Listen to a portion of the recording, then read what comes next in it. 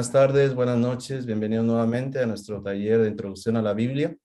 El día de hoy pues vamos a tener, creo que son de los expositores más jóvenes que nos van a acompañar, Juanjo, o Juanjo Guzmán, ahorita se va a presentar, él es de Argentina.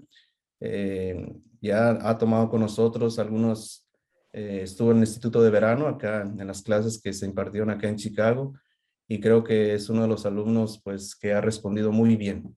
Y sobre todo creo que nos va a compartir mucho esta palabra de Dios con el tema que va a hablar sobre la revelación, ¿no? O la divina revelación. Pues Juanjo, estamos aquí para escuchar tu experiencia, tu juventud y pues creo que tantas motivaciones, ¿no? Que nos has dado en este poco tiempo que te hemos conocido. Bienvenido, Juanjo, y adelante, somos todos oídos. Bueno, Gera, muchas gracias. Bueno, primero que nada quiero decirles que estoy muy contento. Para mí es un placer poder compartir este espacio con ustedes. Y nada, pido a Dios que este espacio sea significativo, que sea un espacio que nos pueda servir, sobre todo para la vida, para lo que hacemos cotidianamente. Bueno, me presento. Yo soy Juanjo Guzmán, soy de Argentina, del norte de Argentina. Soy el menor de 7 hermanos, o sea que soy hermano, soy amigo, soy hijo, soy pareja y me considero una persona muy apasionada por Jesús porque veo en él un modelo de vida que pueda hacer un mundo más habitable, más lindo.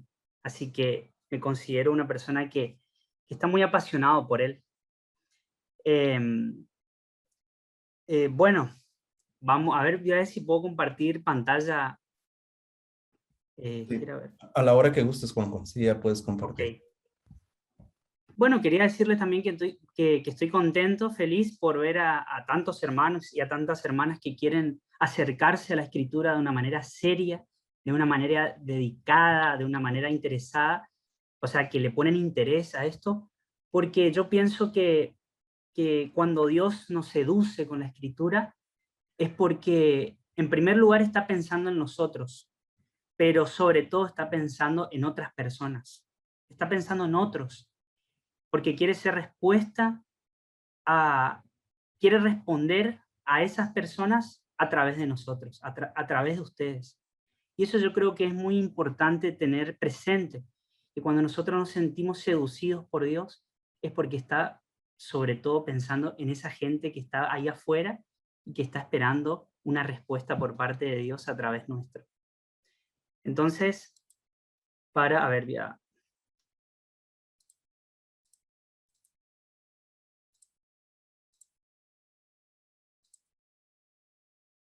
No sé si se ve ya. Sí, se ve perfecto. Sí. Bueno, a ver si puedo acá. Bueno, voy a poner esta acá. Bueno, vamos a entrar en materia entonces. El tema que vamos a conversar hoy, que vamos a compartir, es el tema es el tema que se llama la divina revelación. Yo creo que este es un tema súper importante a la hora de acercarnos a la Biblia, a la Sagrada Escritura. Y el objetivo que yo tengo con este tema de hoy es que al finalizar este momento podamos haber hecho un acercamiento juntos como comunidad, como hermanos, a este concepto de revelación. Es decir, que al finalizar este momento nosotros podamos tener mínimamente o podamos haber hecho un acercamiento. ¿Y por qué digo mínimamente? Porque es un concepto, es un tema que no es que uno se acerca en 1 hora o en 2 horas, necesita un poco de profundización, necesita un poco de tiempo, dedicarle un poco de estudio. Entonces, con que nosotros podamos tener una mínima idea al terminar este momento sobre este tema de la revelación, yo creo que ya cumplimos con el objetivo de la sesión. Y ustedes saben que a lo largo de toda la historia, La revelación, el concepto de revelación, no tuvo una sola comprensión, no tuvo una sola forma de entenderse. A lo largo de la historia, el concepto de revelación tuvo varios significados, muchos significados. Pero a mí me gustaría conversar con ustedes lo que en la actualidad nosotros como iglesia conversamos y enseñamos sobre lo que es la revelación actualmente. Pero para entender mejor, para entender mejor lo que nosotros en la actualidad conversamos y enseñamos sobre la revelación, yo creo que es muy importante poder hacer una mirada hacia lo que no es la revelación o hacia lo que anteriormente se entendía por revelación. Y nosotros tenemos como una referencia para poder entender esto, para poder entender qué se enseñaba antes y qué se enseña ahora sobre la revelación. Y esa referencia es la Dei Verbum, no sé si se ve ahí. La Dei Verbum es una constitución dogmática que encontramos en el Concilio Vaticano II. Es un documento súper chiquitito, o sea, se lo lee tal vez en 15 minutos. No sé, es muy sencillo de leer, es muy cortito, son, no sé, 20 páginas o menos. Y esto nos marca y nos muestra lo que hoy nosotros entendemos por revelación. Así que yo creo que sería muy bueno, creo que es muy importante que nosotros que queremos acercarnos a la Sagrada Escritura podamos hojear, podamos subrayar, podamos marcar y podamos entrar en este documento. Así que todo lo que yo voy a compartir con ustedes hoy va a tener como base este documento. El documento Dei Verbum es una constitución dogmática. Así que bueno, ojalá que puedan leerlo cuando tengan un tiempito. Entonces, como les decía, lo importante es que podamos, para hacer un contraste, por decirlo, podamos ver lo que no es la revelación o lo que no entendemos por revelación actualmente, que tal vez en un momento de la historia sí se entendía como revelación a eso. Entonces, vamos a pensar qué no es la revelación. Y lo primero, como les decía, partiendo de la Dei Verbum, podemos decir que la revelación no es un dictado de Dios a personas elegidas. Durante mucho tiempo, Gera, se entendió que la revelación era un dictado de Dios a ciertas personas elegidas, a algunos pocos, como que Dios le dictaba sobrenaturalmente a esas personas. Y esto trajo muchos inconvenientes. Y le voy a citar, por ejemplo, un ejemplo. Hay un filósofo y un escritor bastante conocido del siglo XVIII francés, si mal no recuerdo, que se llama Voltaire, se escribe Voltaire. Ustedes saben que él tuvo un conflicto con esta forma de entender la revelación. ¿Por qué? Porque él decía, ¿cómo puede ser que la divinidad le dicte o le diga cosas a unos pocos y a mí no? ¿Por qué a mí no me habla? ¿Por qué a mí no me dice nada? Entonces eso le generó como una crisis a él, porque había un Dios o esta divinidad que, no sé por qué, a unos poquitos sí le decía cosas, pero a él nada. Entonces él como que se apartó un poco de esta fe cristiana que enseñaba esto de la revelación. Así que actualmente nosotros no podemos entender la revelación como un dictado de Dios a personas elegidas, escogidas. Y en segundo lugar, tampoco podemos entender la revelación como una construcción conceptual de Dios. Es decir, nosotros no podemos entender la revelación como una serie de definiciones de Dios. No sé cómo cuando, no sé, Yola, si alguna vez tuviste filosofía, que el profesor decía, anoten, derecho, 2 puntos, el derecho es, y definían lo que es el derecho. Muchas veces, por mucho tiempo se entendió que la revelación era como una construcción conceptual, un compilado de definiciones de Dios. Y esto genera conflictos, ¿por qué? Porque generalmente las definiciones son absolutas. absolutas, y nosotros ya hablábamos sobre la inerrancia, sobre muchas cosas, previamente ya hablábamos sobre algunas cuestiones a la hora de acercarnos a la Escritura, y este concepto de revelación no puede ser entendido actualmente, por lo menos desde la Dei Verbum. No es una construcción conceptual de Dios. No encontramos definiciones de Dios. Entonces, nos podemos preguntar, ¿qué es la revelación entonces? Si no es esto, y que por mucho tiempo se entendió que la revelación era eso, ¿qué es la revelación? Esa es la pregunta que podemos hacernos después de haber conversado sobre lo que no es. Y nuevamente voy a partir de la Constitución Dogmática de Verbum para entender lo que actualmente nosotros entendemos. ¿Por qué digo actualmente? Porque tal vez más adelante entendamos otra cosa de revelación.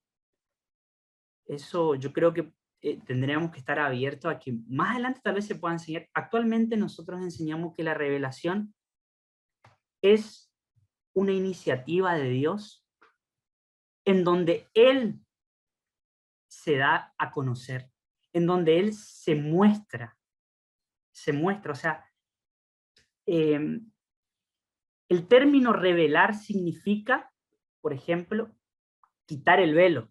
Seguramente lo escucharon muchas veces.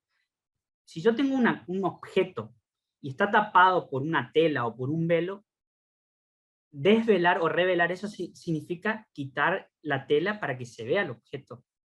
Bueno, nosotros entendemos la revelación o eso de quitar el velo como una acción de Dios, como una iniciativa, como dice Francisco, el Papa Francisco, como Dios primeriando, Dios que da la iniciativa para mostrarse, para darse a conocer. Y ahí la pregunta puede ser, bueno, ¿y a quién se muestra Dios? ¿A quién se da a conocer Dios? A todos los seres humanos, a todos. Esa comprensión que decía, no, la revelación es un dictado a un grupo escogido o a unas personas, solo a unas personas. Ese conflicto que tenía este filósofo. Pero nosotros actualmente entendemos que Dios se quiere mostrar y Dios se quiere hacer ver, Dios se quiere hacer conocer a todos los seres humanos, a todos. Y si Dios se está mostrando, si entendemos la revelación como una iniciativa de Dios en donde Él se muestra, eso quiere decir que hay un grupo o hay un sujeto que ve eso que Dios está mostrando, o que nota, o que capta eso que Dios está mostrando de Él, eso que Dios está dando a conocer de Él.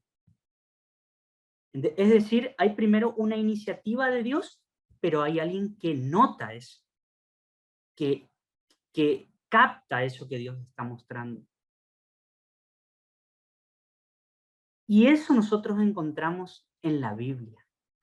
En la Biblia nosotros encontramos el testimonio de muchos seres humanos, de grupos de seres humanos, de clanes, de tribus, de comunidades, de pueblos enteros, captando eso que Dios está mostrando de Él.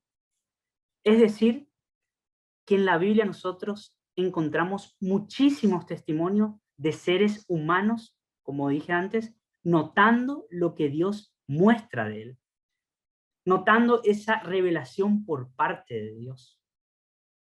La Biblia es un conjunto lleno de testimonios de seres humanos captando eso que Dios muestra de Él.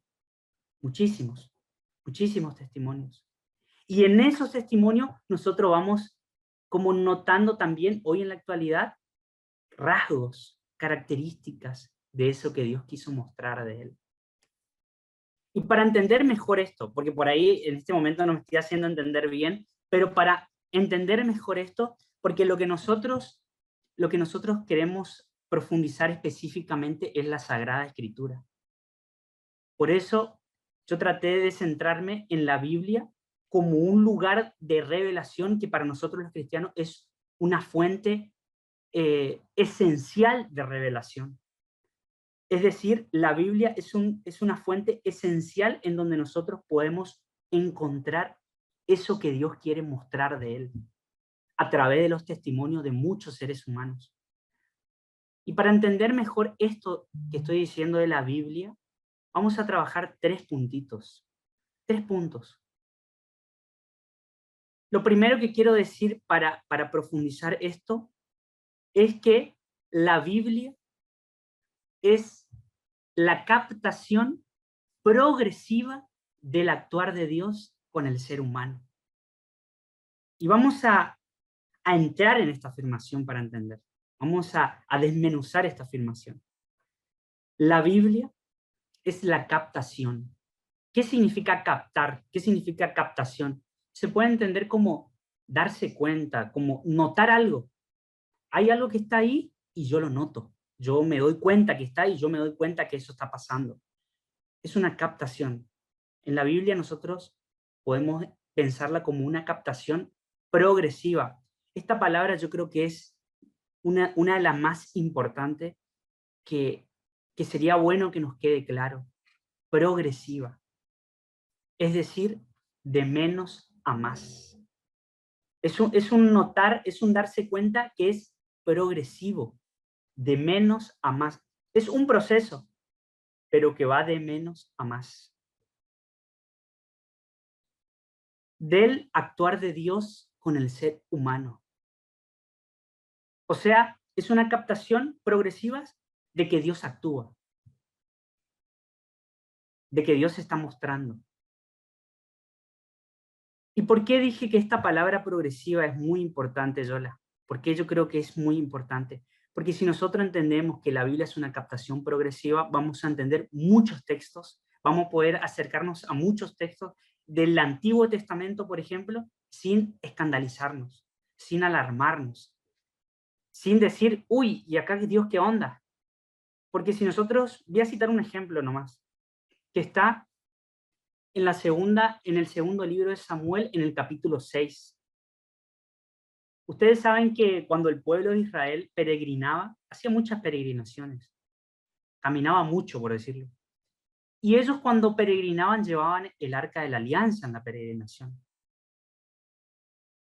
Y en el segundo libro de Samuel, en el capítulo 6, nosotros encontramos un episodio bastante interesante. ¿Por qué? Porque dice que mientras el pueblo peregrinaba, llevaban el arca de la alianza, y en un momento un muchacho dice que ve que como en el movimiento de la peregrinación, el arca como que se estaba por caer. Y dice que este muchacho se acerca y le sostiene al arca para que no se caiga. Y en ese mismo instante, Dios lo fulmina. Dios lo mata. ¿Por qué? Porque tocó el arca de la alianza. Estaba prohibido tocar el arca de la alianza. Y este muchacho, para que no se caiga el arca de la alianza, le quiso sostener, y porque tocó, Dios lo mató. Dios lo mató, o sea, lo acribilló. Y uno piensa, ¿cómo puede ser que Dios es así? ¿Dios es así? No, no es así. Es lo que en ese momento el ser humano captaba del actuar de Dios. Pero sabemos que es progresivo y sabemos que eso no es así. ¿Por qué? Porque al ser progresivo, la revelación tiene un punto máximo, y ese punto máximo es Jesús de Nazaret. Que ahora en el tercer puntito vamos a hablar sobre eso. Pero por eso nosotros sabemos que lo que en ese momento se captaba sobre el actuar de Dios no es correcto. Dios no mata, Dios no acribilla a alguien por tocar un arca. Eso era lo que el hombre captaba o notaba o pensaba que Dios se comportaba de esa forma. Pero no era todavía era un grado menor de lo que por eso podía no estar tan de acuerdo con lo que era Dios en ese momento. Pero segundo, el primer puntito es que la Biblia es la captación progresiva del actuar de Dios. Pero segundo, la Biblia es la captación no solo de que Dios actúa. O sea, en la Biblia nosotros encontramos que se dan cuenta que Dios está actuando, sino también de cómo actúa, cómo lo hace, cómo actúa este Dios. O sea, notamos que actúa, pero también cómo actúa. Y para entrar en este puntito de cómo actúa, yo tomé como referencia un texto también de la Escritura que está en los Evangelios, es decir, en la revelación plena. Al ser progresiva, los Evangelios encontramos la revelación plena, porque la Dei Verbum nos dice que toda la Escritura, toda la Biblia es importante, pero los Evangelios son más importantes que toda la Escritura. Los Evangelios tienen un lugar, no sé si llamarlo superior, pero un lugar especial en la Sagrada Escritura. ¿Por qué? Porque ahí encontramos la revelación máxima y plena de Dios.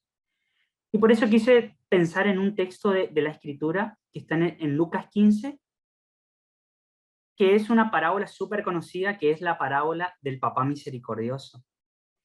Y de ahí quiero sacar como 5 características de cómo actúa este Dios que se está mostrando. 5 características. Podemos encontrar muchas más, pero yo me quise centrar en 5. Entonces, ¿cómo actúa?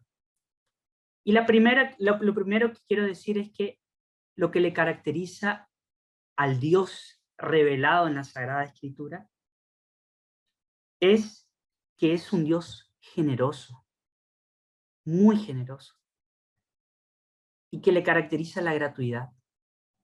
Él da porque quiere, Él da sin pedir nada a cambio. Y esto es muy importante tener presente. ¿Por qué? Porque yo sospecho que muchas veces nos relacionamos con Dios con una lógica del negocio, del yo te doy para que vos me des. Yo me comporto de alguna forma para obtener, no sé, beneficios celestiales. ¿Y por qué pienso esto? ¿Por qué pienso esto desde la parábola del Papá Misericordioso? Porque esta parábola cuenta que había un papá que tenía 2 hijos y uno de los hijos, el menor, se acerca y le dice, papá, dame la guita, dame la parte que me toca, y dice que el papá repartió sus bienes. Es decir, el papá le dio al que estaba pidiendo, pero también le dio al que no estaba pidiendo. Es un Dios que da, es gratuidad. No nos podemos relacionar con Él con la lógica del trueque, del te doy para que vos me des. Y no sé usted, pero yo a lo largo de esta pandemia recibí muchos mensajitos en donde, por ejemplo, decían, esta tarde a las 3 de la tarde vamos a hacer 1000 Ave Marías para que Dios pare esta pandemia. Y yo pensaba ahí, ¿Dios necesita 1000 Ave Marías para parar la pandemia? Eso demuestra que por ahí nos relacionamos con Dios, con el Dios de la gratuidad, con una forma de una lógica capitalista, por decirlo. Le damos para que Él nos dé. Lo segundo es que siempre está a favor del más débil. Siempre. Siempre está a favor del más débil. En esta parábola, no me voy a detener mucho, pero en esta parábola, al final, cuando el hermano mayor, que hace todo bien las cosas, cuando es una persona sin manchas, por decirlo, el hijo mayor, quiere como pisotear al más chiquito que había hecho una cantidad de cosas malas o raras o qué sé yo, Dios se pone de favor del más débil, del más maltratado por la vida. Y voy a citar un ejemplo medio exagerado, pero por ejemplo, si la Virgen María empieza a pisotear o a maltratar a la mujer del servicio, a la mucama, Dios se va a poner de parte de la mucama. Nosotros sabemos que la Virgen María no va a hacer eso, pero es como para exagerar un poco. Dios siempre está a favor del más débil.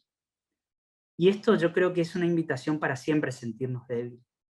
Siempre. O sea, para siempre pensar, para siempre pensar que somos débiles.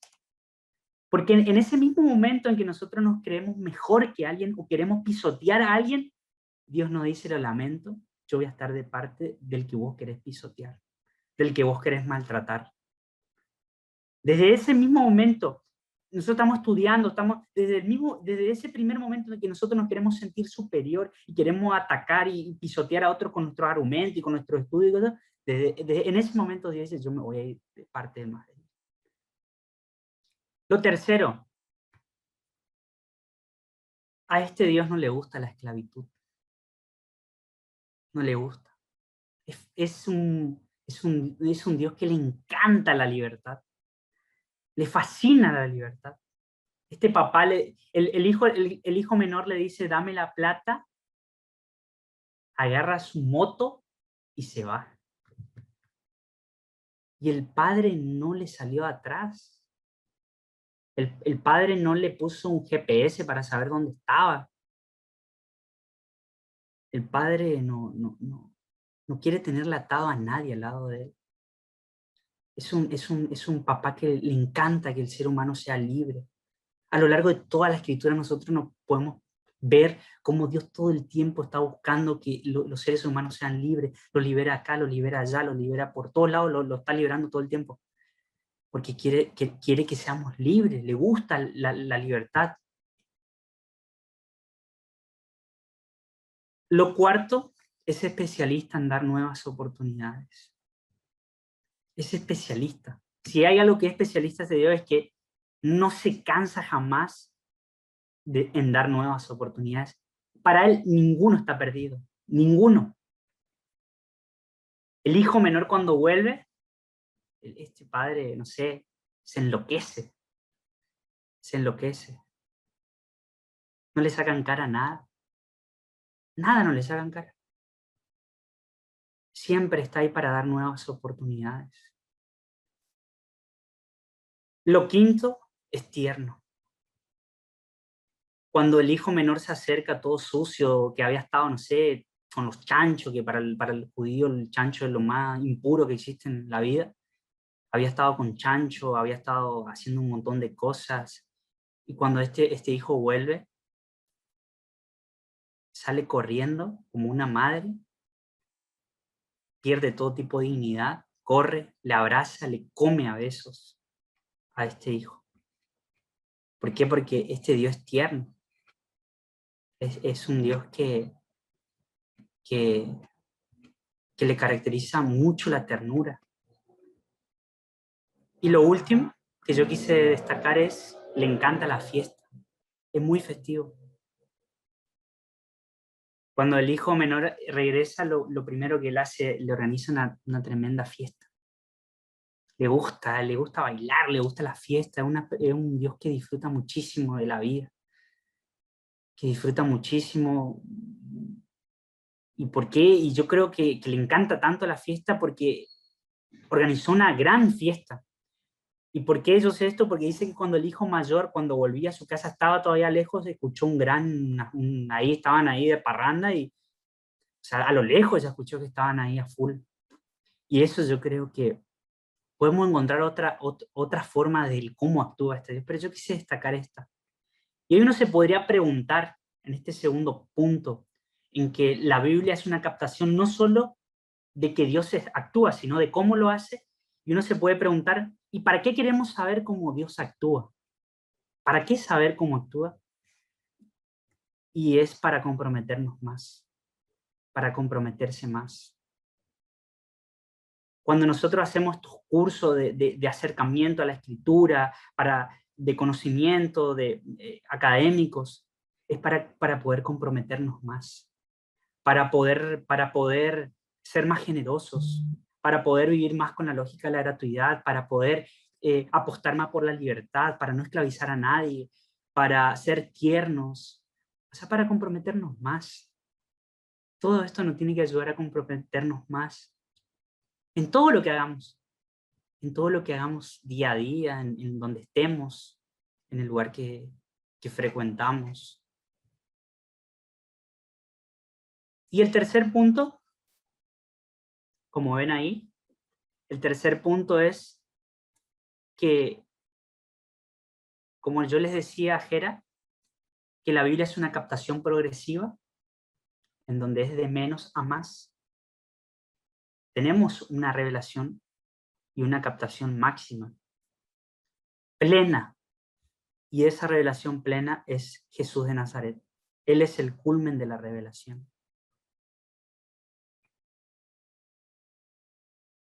Y si tenemos en cuenta un texto también bastante conocido del Evangelio según San Juan, en el capítulo 14, ahí en ese texto creo yo que está bien expresado lo que las comunidades primitivas pensaban acerca de Jesús de Nazaret. Cuando estaban en la última cena, dice que estaban comiendo ahí, bueno, y ahí hay un discurso bastante largo. En un momento Jesús les dice, mi Padre y yo somos una sola cosa, somos uno. Y uno de sus discípulos, que se llama Felipe, se acerca y le dice, che, Jesús, mostranos al Padre. Y Jesús le dice, Felipe, ¿hace cuánto estoy con ustedes? Y me decís, mostranos al Padre.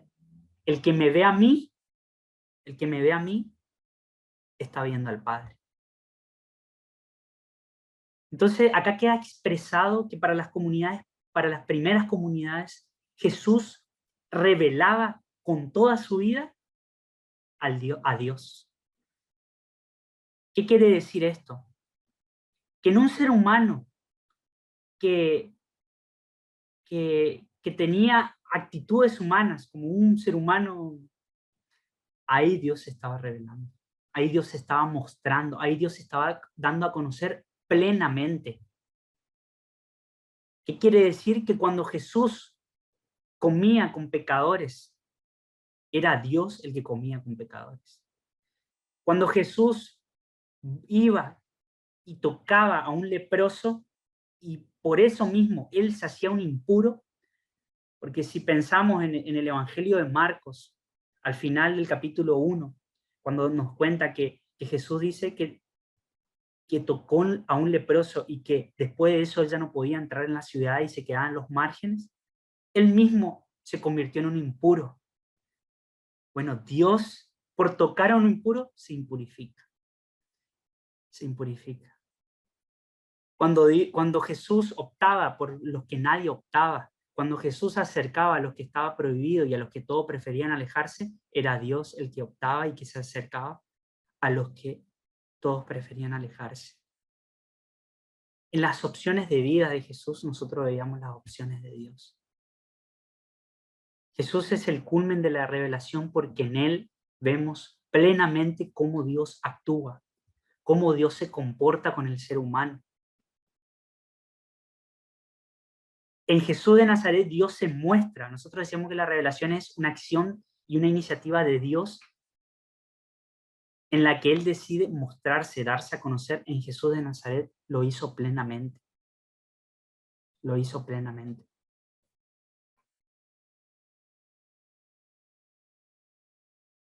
Y para profundizar un poquito más esta afirmación de que Jesús es el culmen de la revelación, es el culmen de este mostrarse de Dios,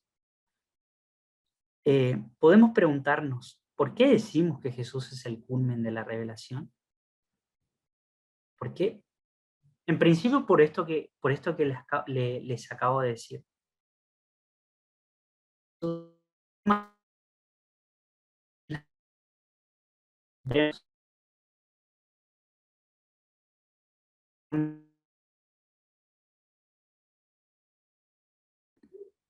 Creo que tenemos problema de audio. Juanjo, ¿nos escuchas? Como que te congelaste. Ok, parece que ahí está. ¿Se escucha? Sí, Ahora ahora. sí, ahora sí. Ah, ok. Su conexión a internet es inestable, dice, pero ahí ya Ya, habrá vuelto. tranquilo, gracias. ¿Volvió? ¿Se escucha? Sí, bien. Sí, adelante. A ver, ¿sí se escucha o no? Sí, sí te escuchamos. Vale. Bueno, entonces, ¿Por qué decimos que Jesús es el culmen de la revelación? Aparte de lo que habíamos dicho antes, porque en la actualidad Dios se sigue revelando, se sigue dando a conocer, se sigue mostrando. O sea, en la actualidad nosotros seguimos notando y nosotros seguimos captando ese actuar y ese cómo actúa Dios. Se sigue mostrando. Nosotros seguimos notando ese actuar de Dios y esa forma de comportarse de Dios. Y que Jesús sea el culmen de la revelación significa que todas esas características o todas esas imágenes que en la actualidad nosotros los seres humanos nos hacemos de Dios, tenemos que llevarlas hasta Jesús y ponerlas en tela de juicio. Eso también significa que Jesús es el culmen de la revelación. Todo lo que en la actualidad nosotros captamos, notamos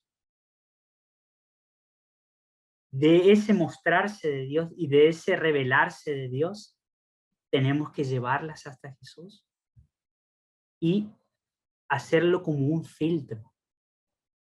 Para explicarme mejor en esto que estoy diciendo, me gustaría darle algunos ejemplos, unos ejemplos concretos que pasaron hace poquito y que para que quede un poquito mejor y para poder hacerme entender mejor. En el 2016, en Italia, hubo un fuerte terremoto, un gran terremoto. Y un periódico conocido, un diario conocido, sacó una noticia, en donde la noticia decía: otra imagen de la Virgen queda intacta tras nuevo terremoto en Italia. Hubo un terremoto fuerte y la noticia, una de las noticias, era que una imagen de la Virgen quedó intacta, no se rompió. Y si nosotros buscamos los datos oficiales de este terremoto, un aproximado, nos dice que las víctimas ascienden de manera provisional a 296 fallecidos y 388 heridos. Esta es la imagen. Muchas personas podemos pensar que Dios cuidó a la imagen, no dejó que se rompa esta imagen, la preservó. O sea, podemos notar esa acción de Dios, esa forma de actuar de Dios en la actualidad. Captamos que Dios se muestra y que Él actuó en favor de una imagen de una virgen para que no se rompa. Sin embargo, vemos que hubieron 296 heridos, fallecidos, muertos, y 388 heridos. Si nosotros esta imagen que nos hacemos de Dios la llevamos a Jesús de Nazaret y la filtramos por la persona y la vida de Jesús de Nazaret, esta imagen que nos hicimos y esta forma de entenderle a Dios puede quedar, no sé cómo, puede no ser tan así. ¿Por qué? Porque Jesús de Nazaret fue una de las personas que más se preocupó por los enfermos, que le importaba muchísimo que la gente viva, que no mataba a nadie, que le importaba más el ser humano que todo lo que había, que todas las imágenes, que todos los lugares sagrados, que todos los templos, que le importaba más un ser humano. Entonces uno piensa en eso, lo lleva a Jesús de Nazaret y dice, esto no puede ser así. Dios no puede haber preservado una imagen, pero asesinó a 200, o permitió, como muchas veces nos decimos, que mueran 296 personas. Si a Él le importa más la vida de las personas, le importa más la salud de la gente que una imagen.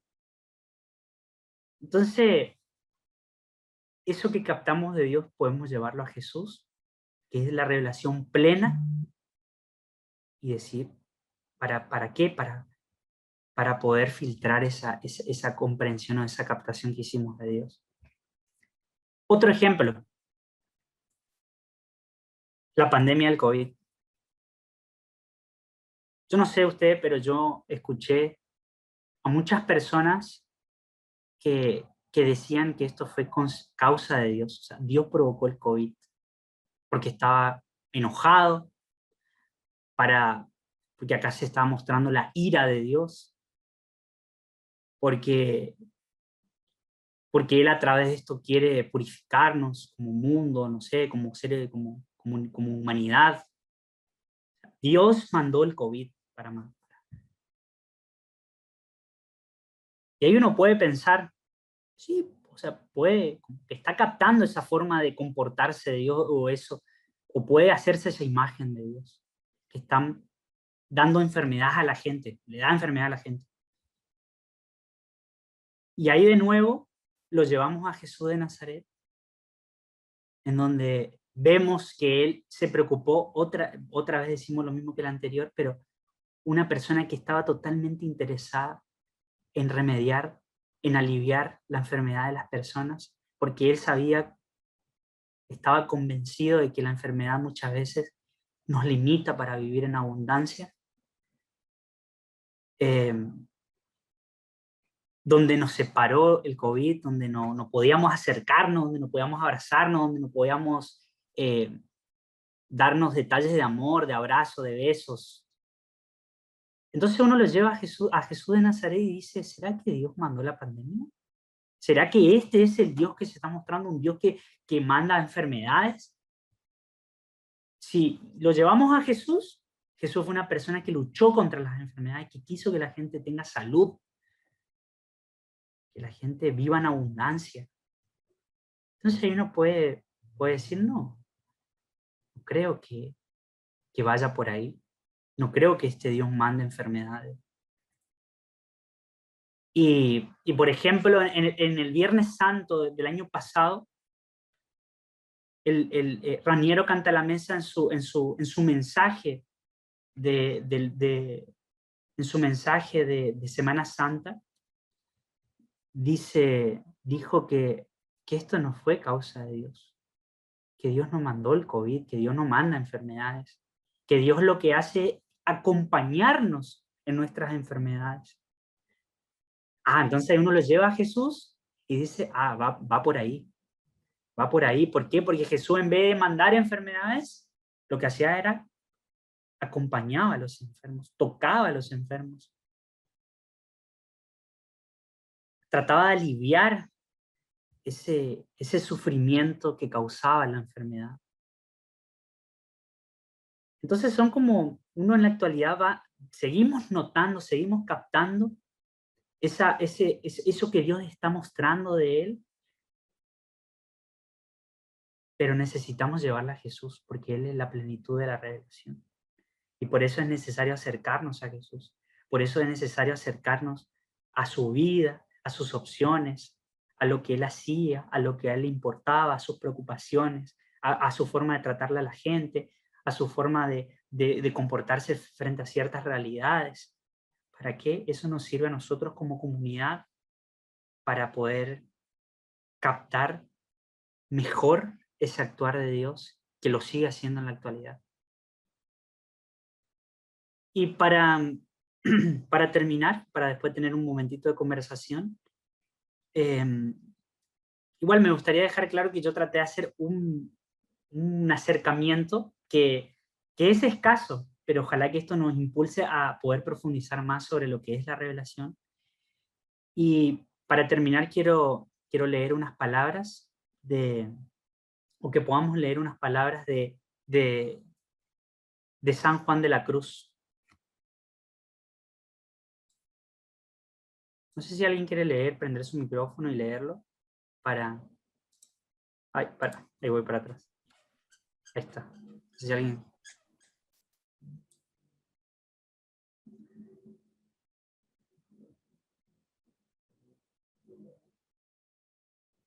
si alguien se anima a leerlo. Yo lo puedo leer si gustas. Bueno, Yola. Si te tengo ya dichas todas las cosas en mi palabra, que es mi hijo y no tengo otra, ¿qué te puedo yo ahora responder o revelar que sea más que eso? Pon los ojos solo en él, porque en él lo tengo todo dicho y revelado, y hallarás en él aún más de lo que pides y deseas. Porque tú pides locuciones y revelaciones en parte, y si pones en él los ojos, lo hallarás en todo. Porque él es mi locución y respuesta, y es toda mi visión y toda mi revelación, lo cual os he ya hablado, respondido, manifestado y revelado, dándosle por hermano, compañero y maestro, precio y premio. San Juan de la Cruz, Subida del Monte Carmelo, libro 2. Muy bien. Bueno, muchas gracias, Yola. Y bueno, ahora sería bueno que tengamos el momentito de conversación.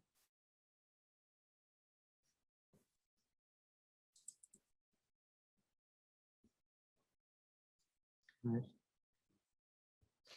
Muy bien, gracias. Creo que es una excelente presentación. Yo me he quedado, me he quedado sin palabras, me he quedado muy conmovida. Y bueno, ahora si tienen preguntas, algún comentario, pueden usar el chat y pueden también levantar su mano virtual. Y bueno, creo que aquí entre todos podremos conversar.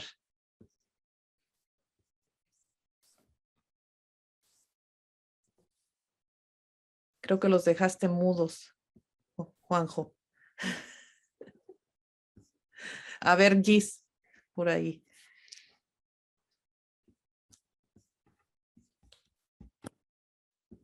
Gis, tu micrófono. O pueden habilitar el... Ya lo habilitaron. Ya, gracias. Okay, gracias. No, empezando nomás bueno, muchas gracias primero que nada, Juanjo, por esa explicación que la hizo como muy vivencial. Me gustó. Y él hablaba de que a veces la revelación de Dios pues está en todas las personas, no en ciertas personas elegidas, ¿verdad? Y entonces yo me pongo a pensar que yo creo que ese es uno de los grandes problemas que tenemos como creyentes. Y lo digo porque lo vivo y lo escucho.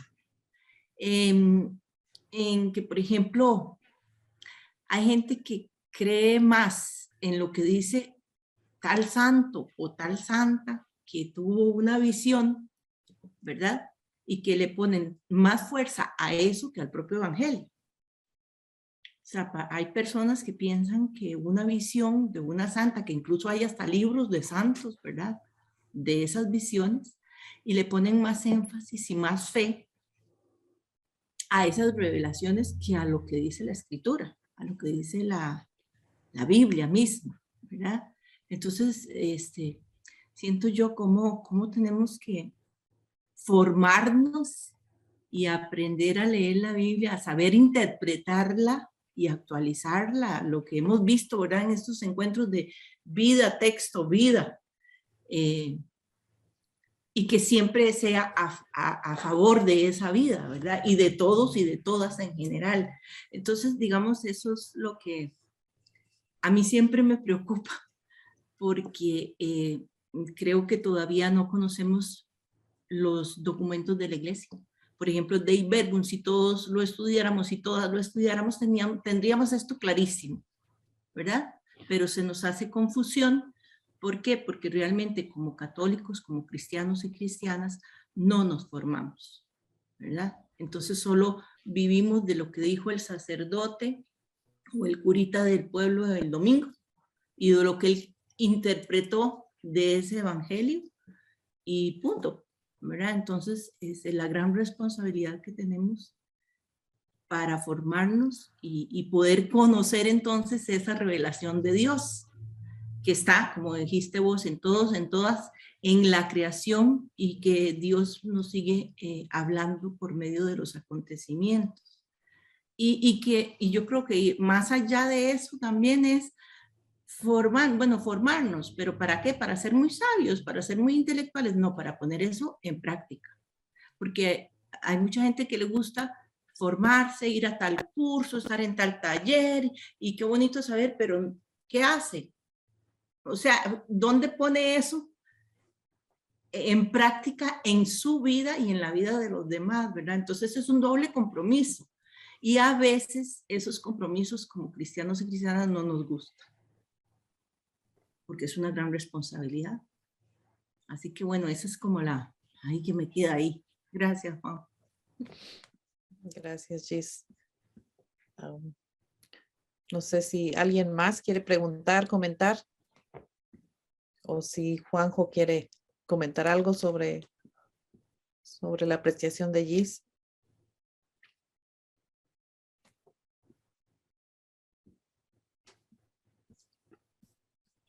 Hoy sí están mudos.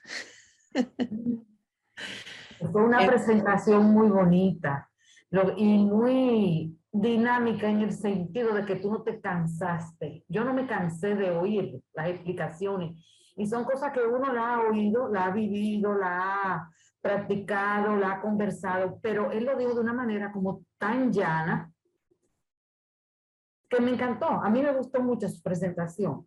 No me cansé en ningún momento de oírlo hablar. Y estuvo muy claro todo lo que dijo. Te felicito, Juanjo. Gracias, Georgina. También dice Álvaro Baudrit, felicitaciones, Juanjo, excelente tu exposición, la hiciste con mucha sapiencia, sigue adelante. Jorge Moreira, te felicito, bendiciones, Juanjo Guzmán.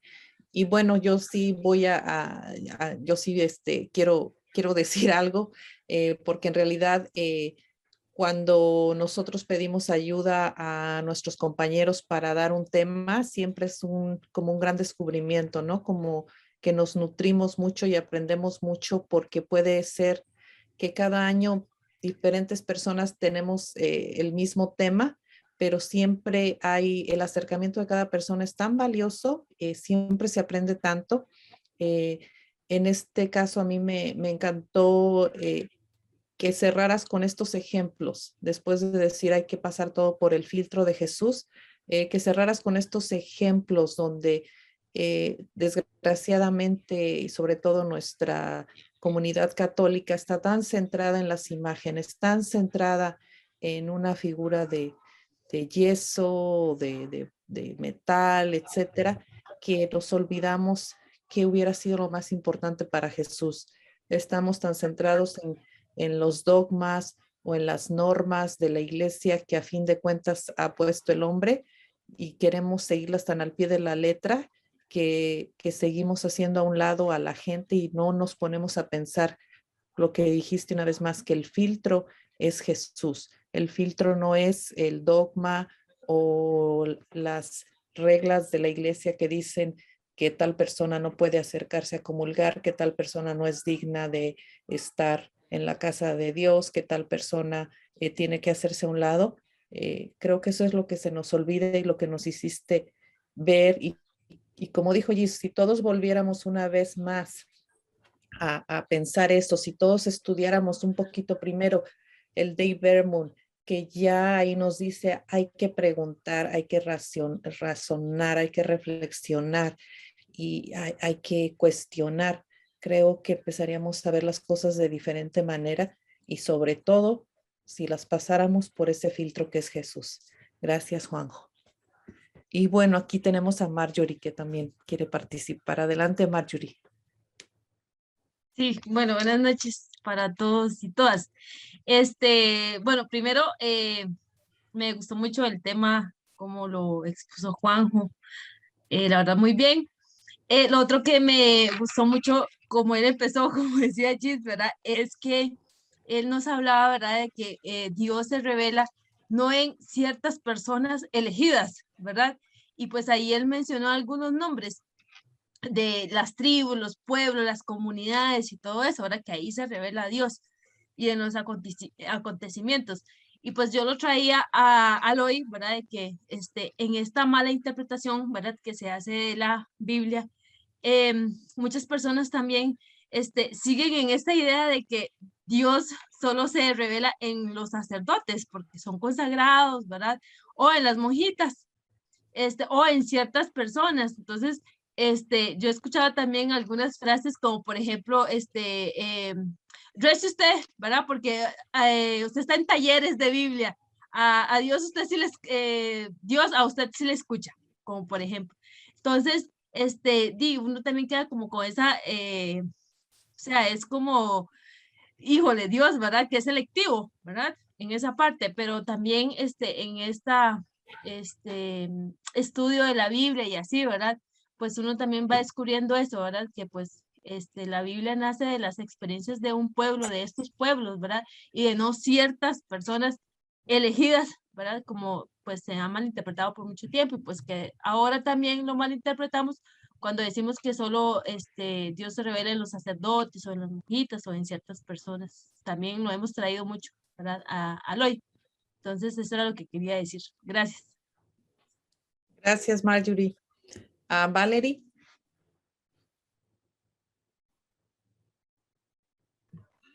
Bueno, no sé, yo creo, ahí me corrigen si me equivoco, ¿verdad? También estoy apenas en el camino de aprender. Creo que también nos hemos vuelto como muy irresponsables, porque leemos la Biblia para justificar ciertas cosas. Entonces, Dios tiene que cumplir lo que yo diga porque a mí me sirve. Entonces, si yo leo la Biblia para decirle a otra persona, mire, es que usted está mal, pero yo sí estoy bien. También me parece que como no le, o sea, no le ponemos la atención y lo que usted, Yolandita, también nos había explicado la vez pasada, no tenemos,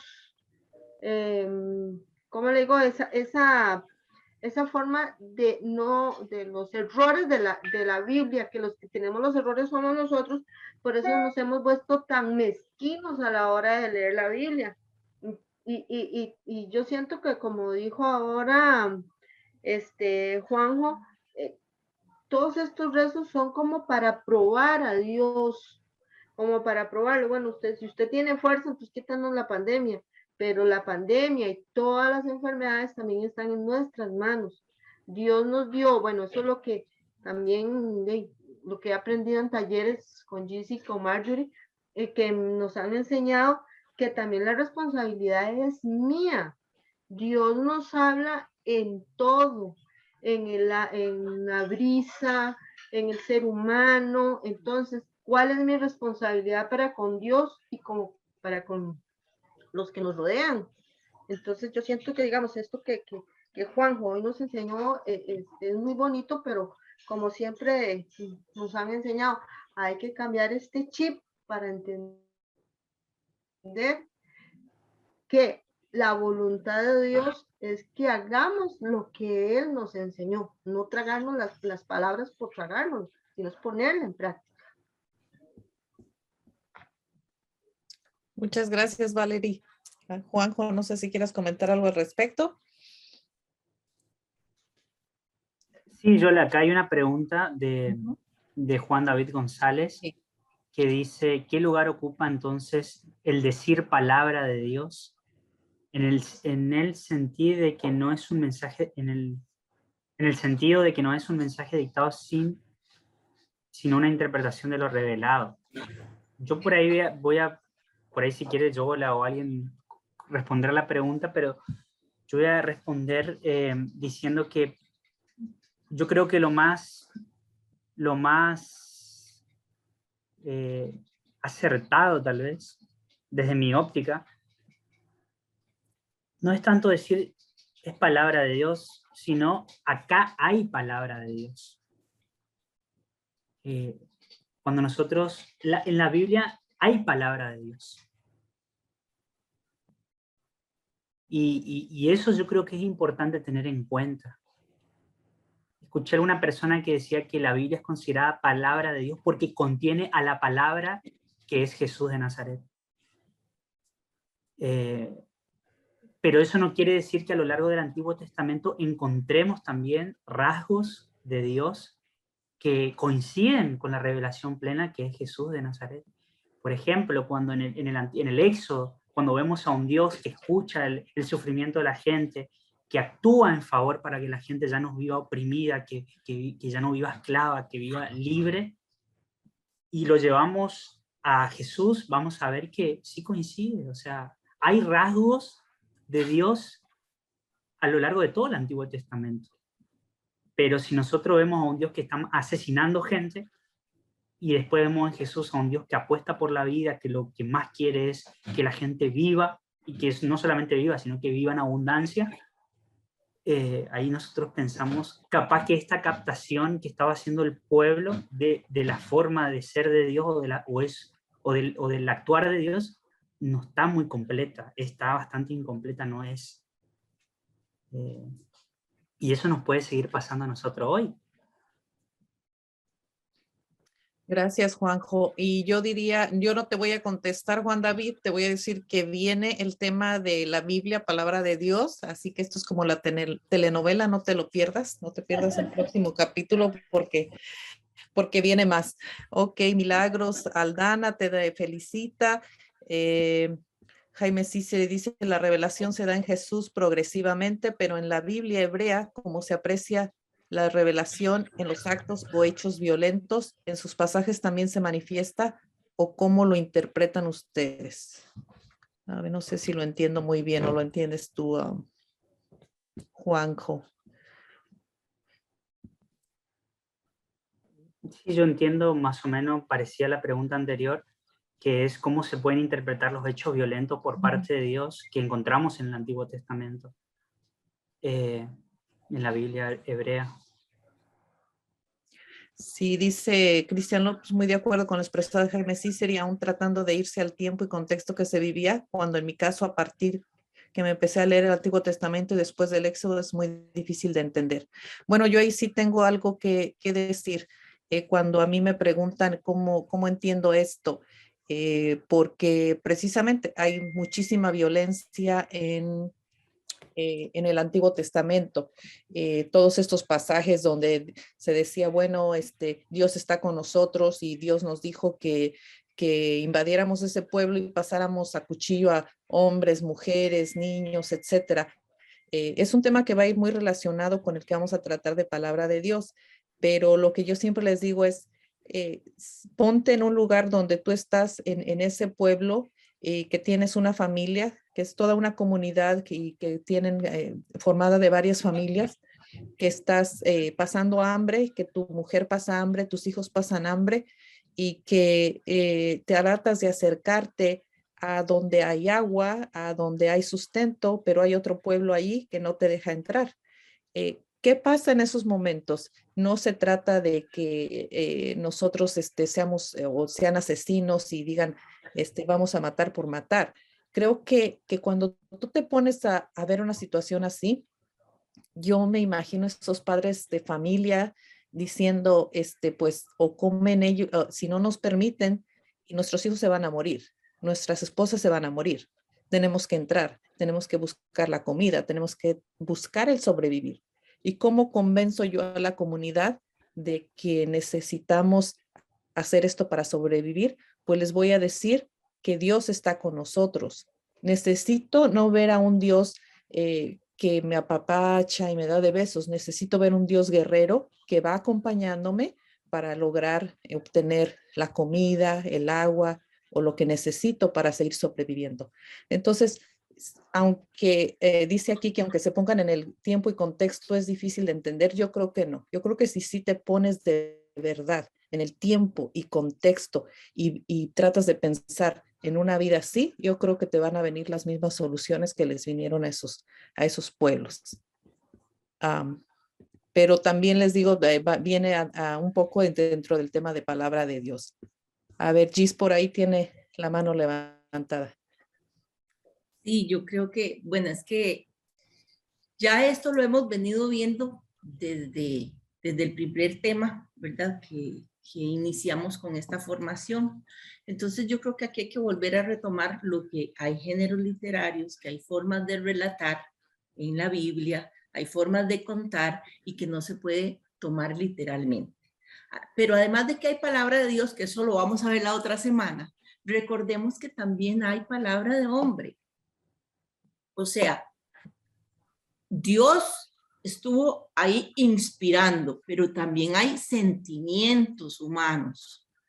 Entonces, en esos textos de terror, porque hay textos de terror en la Biblia, y donde hay textos donde se habla de guerras, primero porque eso pasó, porque lo vivieron, fue una experiencia, como dijo ahorita, retomando lo que dijo Juanjo, son experiencias de vida de personas, entonces por eso están plasmadas ahí, ¿verdad? Y cuando usted tiene cólera, usted expresa la cólera. Cuando usted está alegre, usted expresa su alegría. Entonces, eso es lo que está también plasmado en la Biblia, la experiencia de las personas. Y depende de las experiencias. Y el pueblo de Israel ha sufrido y sigue sufriendo, ¿verdad? Durante siglos de siglos. Entonces, ¿qué es lo que pasa? Ellos veían en esos acontecimientos la presencia de Dios. Y por eso así lo escribían, ¿verdad? ¿Cómo se explica a usted? Y que yo creo que eso ya lo hemos hablado en algún momento. Que Dios le dijera a un pueblo, bueno, entonces yo te doy una tierra que emana leche y miel. Anda, ve y te apropias de ella. Pero cuando ese pueblo llega, hay otros pueblos viviendo ahí, que era lo que estaba diciendo Yolanda. Entonces, para poder vivir ahí, tiene que haber una guerra y ahí resultan muertos, ¿verdad? Porque ellos sienten que Dios les dijo que esa tierra es de ellos. Y entonces yo siempre pongo este ejemplo, es como que alguien llegue aquí, me toque la puerta y me diga, Giselle, mira que esta casa tuya y el terreno que tenés no es tuyo, que te tenés que ir porque a mí Dios me dijo, porque pero yo no creo en ese Dios, ¿verdad? Yo soy pagana, tengo otros dioses y me dicen, el Dios mío me dijo que te tenés que irte de esta casa y dejar esta tierra. Yo me voy a dejar. Por supuesto que no, ¿verdad? Entonces, tenemos que tener claro que todos esos acontecimientos de guerra, de odio, de violencia existieron y por eso están plasmados en la Biblia. Solo que el pueblo de Israel vio en cada acontecimiento bueno y no tan bueno, la presencia de Dios.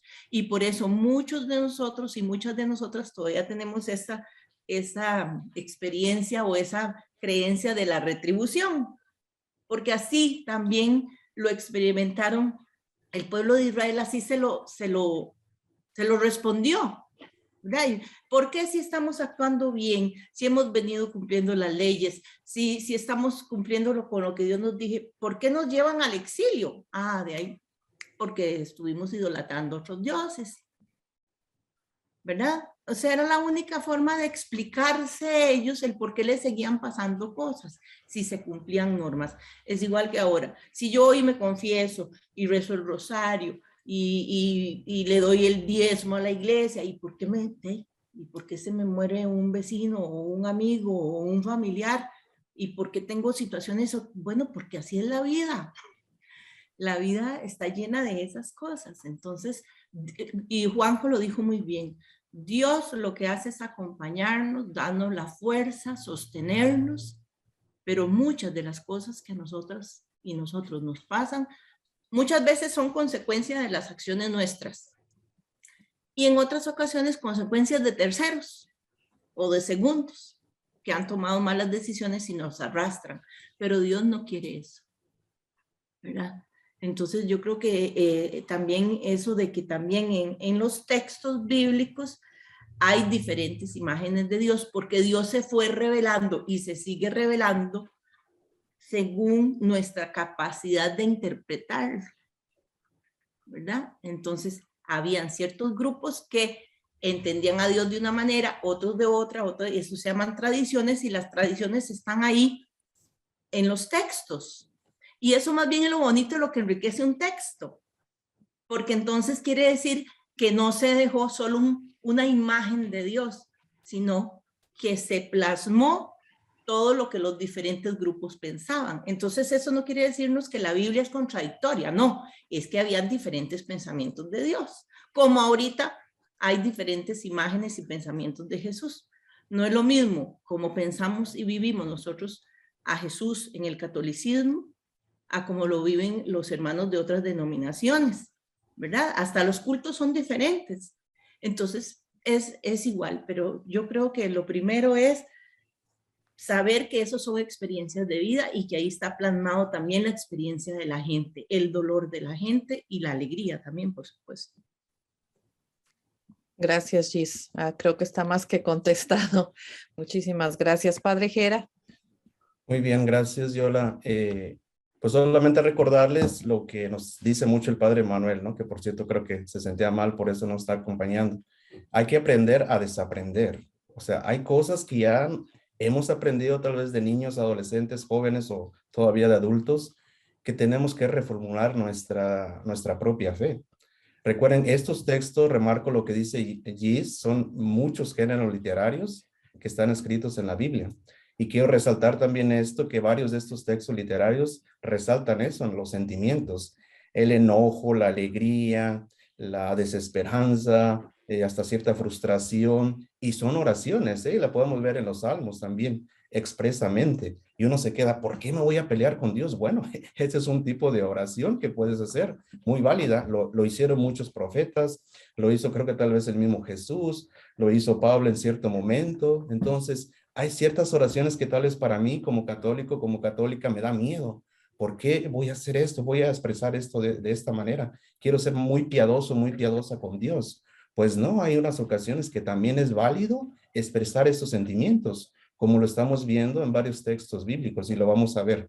Pero como dice Yola, esta es una novelita, no queremos adelantar los siguientes temas que están concatenados, están juntos, y al final, pues creo que el Padre Manuel nos va a aclarar también muchas cosas, ¿no? Con su último tema. Pero no se desesperen, ánimo, o sea, y sus comentarios son válidos, nada más tengan paciencia o ténganse paciencia a ustedes mismos, a ustedes mismas, que todo poco a poco se va a ir aclarando, ¿no? Gracias. Gracias, Padre Jera. No sé si alguien más quiera comentar, tenga alguna otra pregunta antes de cerrar o de pasar a los anuncios.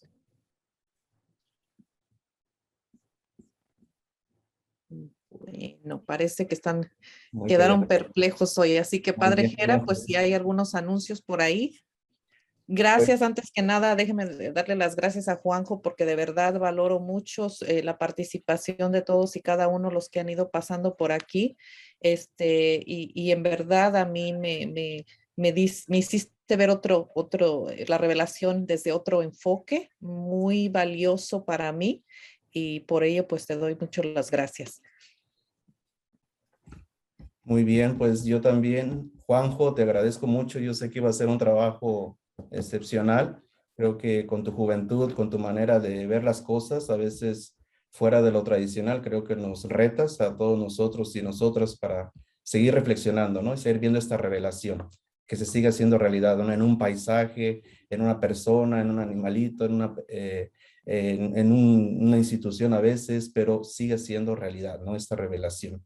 Gracias de todo corazón. Y miren, les queremos, al menos el único aviso que yo tengo, no sé si Arturo me recuerde algo, les queremos recordar que hoy iniciamos precisamente los miércoles, iniciamos este taller bíblico que con el doctor Jesús Peláez, es sobre Jesús y el dinero, ¿no? En tiempos de COVID.